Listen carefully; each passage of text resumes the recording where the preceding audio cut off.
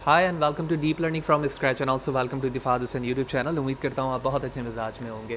Previously sessions तक हमने Boltzmann machine और रिस्ट्रिक्टेड बोल्ट्जमैन मशीन के हवाले से ना सिर्फ थ्योरेटिकली डिस्कस किया बल्कि लास्ट सेशन के अंदर मैंने पार्ट 1 शेयर किया आप लोगों से, जिसके अंदर हमने ये देखा कि हम एक रिकमेंडेशन सिस्टम के लिए किन स्टेप्स को फॉलो करेंगे प्री प्रोसेसिंग के लिए, जिसके ज़रिए से हम एक बेहतरीन रिकमेंडेशन सिस्टम बना सकते हैं। लिहाजा पार्ट 2 यानी इस सेशन को समझने के लिए ज़रूरी है कि आप प्रीवियसली सेशन देखें जिसके अंदर मैंने प्री प्रोसेसिंग के बेसिक स्टेप्स बताएं। लिहाजा प्रीवियसली चीज़ों को सर्च करने के लिए आप मेरे यूट्यूब चैनल पर आकर यानी फहद हुसैन CS से मुझे यूट्यूब पर सर्च कर सकते हैं। ये मेरा यूट्यूब चैनल है, आप इस पर क्लिक करके इसके प्लेलिस्ट पर आएंगे और इसके प्लेलिस्ट पर वो तमाम वीडियो मौजूद हैं जिसके हवाले से मैं वक्तन फ़वक्तन बात करता रहता हूँ या फिर यहाँ पर अपलोड कर रहा होता हूँ। इसके अलावा जो भी कोड सेशन स्लाइड होता है, जैसे मैं इस वक्त कोड रिप्रेजेंट कर रहा हूँ, वो तमाम मेरे ब्लॉग पे मौजूद है। आप गूगल पे जाके फहद हुसैन CS के ज़रिए से मुझे सर्च कर सकते हैं और उसके बाद फहद हुसैन CS blogspot.com ये मेरा ब्लॉग है। आप इस पर क्लिक कर आएंगे और इसमें एक सेपरेट नेविगेशन मौजूद है डीप लर्निंग का, जिस पे आप क्लिक करके वो तमाम चीज़ों को फ्रीली डाउनलोड कर सकते हैं, जिसके हवाले से मैं आपको बता रहा हूँ। लिहाजा बैक टू कोलैप के हवाले से मैंने कई प्रीवियसली सेशन पे भी डिस्कस किया है, क्योंकि जितनी चीज़ें मैं इंप्लीमेंट करवा रहा हूँ शुरू से ही कोलैप पर हूँ, क्योंकि ना सिर्फ यहाँ पर CPU बल्कि GPU और TPU विच मीन टेंसरफ्लो के डिफ़ॉल्ट चीज़ें यहाँ पर मौजूद हैं जो कि आपके मशीन पर बेस नहीं करती बल्कि गूगल क्लाउड पर बेस करती हैं। तो यहाँ पर ना सिर्फ इंस्टॉलेशन हमारे लिए आसान होती है बल्कि किसी भी चीज़ को अपलोड करना, उसको रिप्रेजेंट करना डीप लर्निंग के लिए आसान हो जाती है। ऑल्दो जो चीज़ें हम यहाँ कर रहे हैं आप अपने लोकल मशीन पे भी कर सकते हैं, लेकिन इसके लिए आपके मशीन का कॉन्फ़िगर्ड होना, बेहतर GPU के साथ होना ज़रूरी है, जो कि बहुत कम लोगों के पास होता है।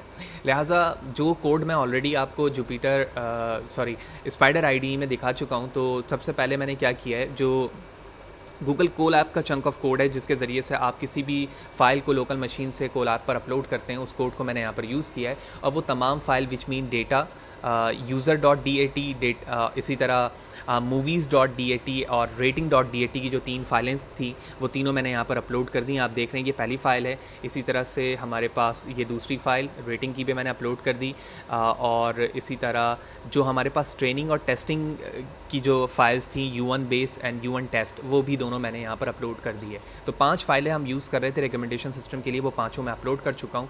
अब बारी आती है उस इम्पॉर्टेंट पार्ट की जो मैंने लास्ट सेशन पर आपको टॉर्च के हवाले से बताया था कि हम टॉर्च के इस लाइब्रेरी को यहाँ पर इस्तेमाल करेंगे और इसके ज़रिए से हम डीप लर्निंग को इम्प्लीमेंट कर पाएंगे। जैसे मैंने प्रीवियस सेशन पे भी बताया था कि टॉर्च एक लाइब्रेरी है मशीन लर्निंग की, जिसके ज़रिए से आप कंप्यूटर विजन बल्कि साथ ही साथ आप नेचुरल लैंग्वेज प्रोसेसिंग के भी डिफरेंस ऑपरेशन को परफॉर्म कर सकते हैं। लिहाजा ये जो लाइन मैंने यहाँ पर मेंशन की हुई है, ये टॉर्च के पाई टॉर्च के वेबसाइट से ली गई है, जो इंस्टॉलेशन का मेथड है। ऑल्दो ये सब फाइल्स तो मैं आपको प्रोवाइड कर दूंगा फहद हुसैन CS blogspot.com पर, बस आपने सिर्फ शिफ्ट एंटर टू एग्जीक्यूट करके से एग्जीक्यूट करना होगा। ये आपके इस क्लाउड पर इंस्टॉल हो जाएगा और ईजी टू यूज़ है। उसके बाद आप इसे अपडेट करेंगे।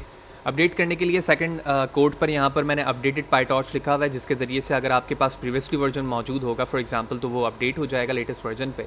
एंड देन आपकी ये जो फ़ाइल है वो रेडी हो चुकी है टॉर्च को इस्तेमाल करने के लिए और उन तमाम फ़ाइल को यूज़ करने के लिए जो आपने 5 फाइलें ऑलरेडी अपने इस क्लाउड बेस कोलैप पर रखी हुई हैं या यूज़ करना चाह रहे हैं। उसके बाद मैंने वो तमाम कोड जो कि मैंने वहाँ यूज़ किया था, उन तमाम चीज़ों को मैं इंपोर्ट करके यहाँ लेकर आ चुका हूँ। जैसे मैंने कहा था कि तो सबसे पहले हमने numpy, pandas एंड टॉर्च की तमाम इंपॉर्टेंट जो फ्रेम लाइब्रेरीज़ थी उनको हमने इंपोर्ट किया। जो तीनों फाइल्स थी ये मैं ऑलरेडी डिस्कस कर चुका हूँ, इनको मैंने एग्जीक्यूट किया। ट्रेनिंग और टेस्टिंग वाले डेटा को इंपोर्ट किया। इसी तरह से आप अगर नीचे की तरफ आएँ तो यहाँ पर हमारे पास मूवीज़ की क्वांटिटी थी, क्या MB यूज़र MB मूवी को लेकर आना चाहते थे, वो भी मैंने यहाँ पर भी यूज़र MB मूवी की क्वांटिटी जानने के बाद हमें अपने डेटा को कन्वर्ट करना होता था यूज़र लाइंस पर और मूवीज़ को कॉलम पे लाने के लिए। ये चीज़ भी मैं प्रीवियसली सेशन पे बता चुका हूँ, वो यहाँ पर मौजूद है। और उसके बाद हम NB यूज़र और NB मूवीज़ को देख पा रहे थे। और फिर फाइनली मैंने कहा था कि हम अपने इस ट्रेनिंग और टेस्टिंग डेटा को टेंसर्स में कन्वर्ट करेंगे, विच मीन जिस तरह से टेंसर फ्लो में या टॉर्च के अंदर टेंसर का कॉन्सेप्ट होता है जो कि एरे को रिप्रेजेंट करता है, जिसके ज़रिए से हम डीप लर्निंग के ऑपरेशन को परफॉर्म कर पाते हैं। तो उसके लिए मैंने कन्वर्जन की और उसके बाद अब हमारा इंपॉर्टेंट पार्ट शुरू होता है कि इस वक्त जो हम रिकमेंडेशन सिस्टम पर काम कर रहे हैं वो है मूवीज़ के लाइक्स एंड डिसलाइक के बेस पर। ऑल्दो 2 तरह के बड़े इंपॉर्टेंट रिकमेंडेशन सिस्टम है, जिसमें सबसे पहले तो हम मूवी यूज़र के प्रेफरेंसेस पर लाइक्स और डिसलाइक को देखते हैं, जबकि दूसरी प्रेफरेंसेस रेटिंग पर होती है जो 1 से 5 के दरमियान है। तो इस सेशन पर हम रिस्ट्रिक्टेड बोल्ट्जमैन मशीन को इस्तेमाल करते हुए ऐसे रिकमेंडेशन क्रिएट कर रहे हैं जो मूवीज़ के लाइक्स और डिसलाइक पर बेस करेगी। लेकिन नेक्स्ट सेशन पर जब मैं ऑटो इनकोडर के हवाले से आपको बताऊंगा तो वहाँ पर जो रिकमेंडेशन सिस्टम हम डिज़ाइन करेंगे वो रेटिंग पर होगी 1 to 5 पर, ठीक है। यही वजह है कि मैंने क्या किया, जो हमारे पास डेटा सेट रेटिंग का मौजूद है मैंने उसको एक थ्रेशोल्ड लेवल दिया कि 3 से अगर रेटिंग ज़्यादा है तो वो काउंट 1 पर हो जाएगी, और 3 से कम है, 1 से 3 तक 2 तक के दरमियान है तो हम उसे 0 काउंट करेंगे। तो ये 0 और 1 पे कन्वर्जन हो गई। अब बारी ये आती है कि हम -1 यहाँ पर क्यों यूज़ कर रहे हैं। तो -1 यूज़ करने की वजह यहाँ पर ये है कि बहुत सारी रेटिंग ऐसी है जो डिफ़ॉल्ट तौर पर ही 0 है, ठीक है। डिफ़ॉल्ट तौर पे ही 0 है तो रेटिंग हमारी 1 से 5 तक चल रही है। तो यही वजह है कि हमने ऐसी वैल्यू को -1 से रिप्रेजेंट कर दिया है ताकि ये आउटलायर के तौर पर हमारे पास इस्तेमाल ना हो। तो इस तरह से हमने अपनी रेटिंग को 0 और 1 पे कन्वर्ट कर दिया। अब हमारी बारी आती है उस आर्किटेक्चर की, न्यूरल नेटवर्क की, जो हम बोल्ट्जमैन मशीन के ज़रिए से क्रिएट करने वाले हैं, और वो कुछ यूँ है। तो इसका जो एल्गोरिथम है वो एक रिसर्च पेपर से लिया गया है, वो मैं लास्ट में आपको शो कर दूंगा कि वहाँ पर किस तरह से आर्किटेक्चर उसका बना हुआ है, किस तरह से तमाम चीज़ें डिफ़ाइन हो रही हैं। मैं एक इस क्लास के अंदर फंक्शंस को डिफ़ाइन कर रहा हूँ कि क्लास बनाने की वजह क्या है और ये फंक्शन क्या काम कर रहे हैं। तो हम जानते हैं कि क्लास बनाने की वजह हमेशा हमारी यही होती है कि जब हमारा काम बल्क में होता है, जो तमाम पूरे एक स्ट्रक्चर को किसी न्यूरल नेटवर्क के डिफ़ाइन कर रहा होता है, तो हम हमेशा अपने काम को एक सेपरेट लिंक पर रखने के लिए क्लास क्रिएट करते हैं। उस क्लास के अंदर पहला फंक्शन इनिट का है। नॉर्मली इनिट फंक्शन का इस्तेमाल उन पैरामीटर्स को डिफ़ाइन करने के लिए होता है जिन पैरामीटर की ज़रूरत पूरे होल क्लास के अंदर पड़ रही होती है। तो आप देख रहे हैं कि सेल्फ जो डिफ़ॉल्ट पैरामीटर होता है उसके साथ जो हमारे पास लाइन मौजूद है self.w a और b, तो यहाँ पर w वेट को डिफ़ाइन कर रहा है, a हमारे पास जो है नंबर ऑफ़ हिडन नोड्स के लिए है जो उनकी वेट को रैंडमली डिफ़ाइन करेगा बाय यूजिंग टॉर्च, और इसी तरह b जो है हमारे पास नंबर ऑफ़ विजिबल नोड को ज़ाहिर कर रहा है जो कि यहाँ पर कमेंट्स के फॉर्म पे भी इनकी क्वांटिटी लिखी हुई है। उसके बाद सैम्पल एच है। सैम्पल एच की ज़िम्मेदारी हिडन नोड्स की तमाम उन बेसिक स्टेप्स की है जो उनको वेट असाइन करेगा, साथ ही साथ एक्टिवेशन फंक्शन की ज़िम्मेदारी देगा कि वहाँ पर कौन सी एक्टिवेशन फंक्शन की ज़िम्मेदारी होगी, और साथ ही साथ वो जो हमारे पास बेसिक फंक्शन है, जो गिब्स सैम्पलिंग का कॉन्सेप्ट था जहाँ पर हम कॉन्ट्रास्टिव डाइवर्जन को इस्तेमाल कर रहे थे हिडन नोड्स के लिए या एक स्टेप के लिए, जो मैं थ्योरेटिकली बता चुका हूँ, वो सैम्पल एच के लिए इस्तेमाल हो रहा है।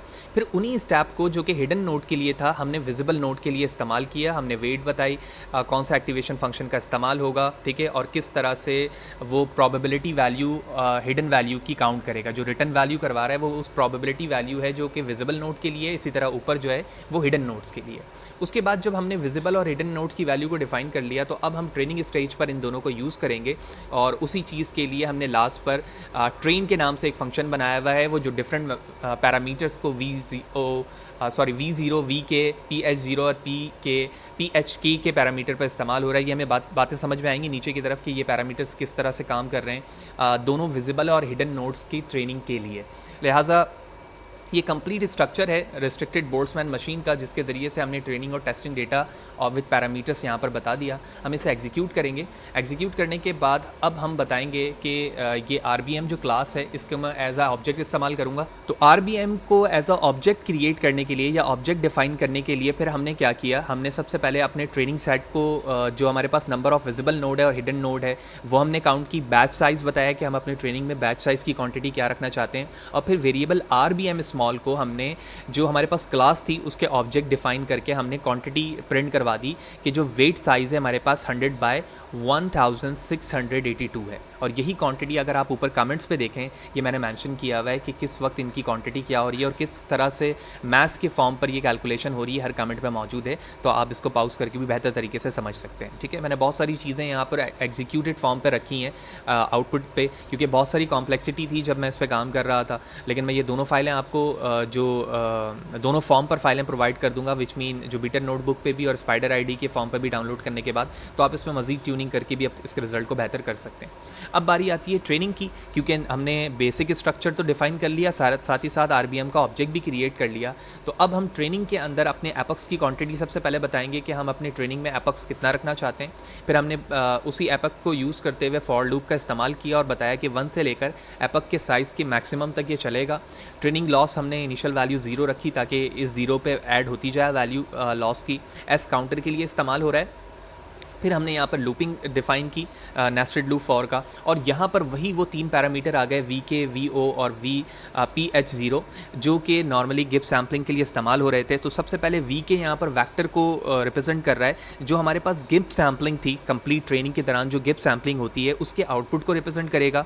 ठीक है, वी ओ हमारे पास जो ऑलरेडी रेटिंग मौजूद है, V0 आई मीन, तो V0 यहाँ पर जो है ऑलरेडी रेटिंग को फैच करके लेकर आएगा, जबकि PHO जो है यहाँ पर प्रोबेबिलिटी ऑफ हिडन वैल्यू, उस चीज़ को रिटर्न करने के लिए हम यहाँ यूज़ कर रहे हैं। अब यहाँ पर सवाल ये होता है कि हम कॉमा के साथ यहाँ पर अंडरस्कोर भी क्यों इस्तेमाल कर रहे हैं। इसकी वजह ये है कि जो हमने क्लास बनाई थी ऊपर, ठीक है, यहाँ पर, तो यहाँ पर आप देख रहे हैं कि जो PH गिवन V है, इसकी हम एक लास्ट वैल्यू सिर्फ रिटर्न करवाना चाहते हैं, हम कंप्लीट वैल्यू नहीं चाहते हैं, इसकी लास्ट वैल्यू रिटर्न करवाना चाहते हैं। तो इस चीज़ के लिए पाइथन में ये ट्रिक मौजूद है कि आप अगर कॉमा के साथ अंडरस्कोर भी यूज़ कर लें तो PH के अंदर सिर्फ और सिर्फ सैम्पल H की लास्ट वैल्यू रिटर्न करेगा। देन उसके बाद उसी टेक्निक को हमने नेस्टेड लूप पे इस्तेमाल किया, और इस्तेमाल करते हुए हमने अपने ट्रेनिंग स्टेज पर जो लॉस आ रहा है, ठीक है, उस लॉस को हम डिस्प्ले करवा देंगे। लिहाजा मैं शिफ्ट एंटर टू एग्जीक्यूट करता हूँ, ठीक है, और एग्जीक्यूट करते ही आप देख रहे हैं कि 10 एपक्स हमारे पास चला, और 10 एपक्स चलने के बाद जो हमारे पास लास्ट लॉस फंक्शन आ रहा है या लास्ट लॉस फंक्शन की वैल्यू आ रही है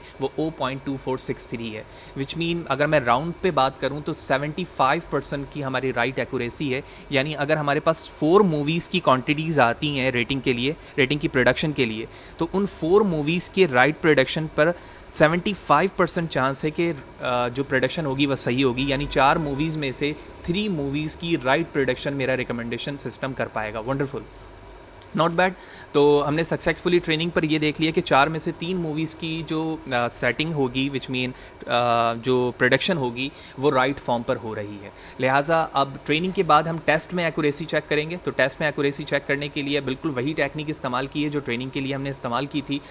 लॉस फंक्शन टेस्ट वैल्यू 0 रखा, एस की वैल्यू जो काउंटर है वो 0 रखी, और ट्रेनिंग और टेस्ट की वैल्यूज़ को यूज़ करते हुए जो RBM में सैम्पल H और V है, ये दोनों वही फंक्शन है जो ऊपर मैंने बनाया था जब मैंने RBM की क्लास बनाई हुई है। वहाँ पर सेकंड और third function he sample H and V का है, जिसमें हिडन और विजिबल नोट्स की ट्रेनिंग के हवाले से बताया जा रहा है कि वो किस तरह से ट्रेनिंग होगी। तो उस बेस पर जब मैंने टेस्टिंग लॉस मालूम करने की कोशिश की, तो टेस्टिंग लॉस पे भी हमें वही वैल्यू मिल रही है, अराउंड 2474, यानी 0.2474, जो कि इस बात को शो कर रही है कि 4 में से 3 मूवीज़ की एक्यूरेसी हमारे पास बेहतर आएगी। 75% एक्यूरेसी हमारे पास बेहतर आ रही है, और इस तरह से हमने एक बेहतरीन टाइप के रिकमेंडेशन सिस्टम को रिस्ट्रिक्टेड बोल्ट्जमैन मशीन के ज़रिए से ट्रेन करवाया और टेस्ट करके क्रिएट कर लिया है, जो कि इन फ्यूचर और भी रोबस्ट और बेहतर तरीके से अपनी परफॉर्मेंस कर सकती है।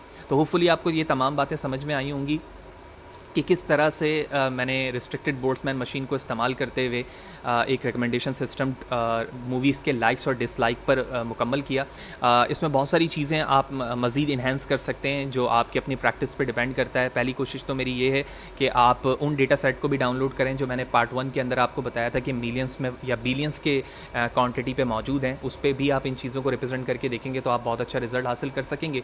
ऑल्दो ये जो दोनों फाइल्स हैं वो मैं आपको fahadhusain.cs blogspot.com पर प्रोवाइड कर दूंगा। यहाँ पर आने के बाद आप यहाँ से फ्रीली डाउनलोड कर पाएंगे। अब मैं लास्ट में आपको एडिशनल रीडिंग के लिए या उस स्ट्रक्चर की बात करूँ जो कि मैंने RBM के अंदर RBM के लिए इस्तेमाल किया है, विच मीन दिस वन, तो इसके लिए जिस रिसर्च पेपर को इस्तेमाल किया गया और उसके एल्गोरिथम को यहाँ पर डिज़ाइन किया गया वो मैं शो करता हूँ। एडिशनल रीडिंग के लिए मैं आपको भी दूंगा, और मैं चाहूँगा कि आप उस पेपर को कम्प्लीटली पढ़ें, क्योंकि ना सिर्फ आप वो पढ़ने के बाद बहुत अच्छे तरीके से RBM को जान जाएंगे, बल्कि उसकी वर्किंग भी बहुत बेहतर तरीके से समझ पाएंगे।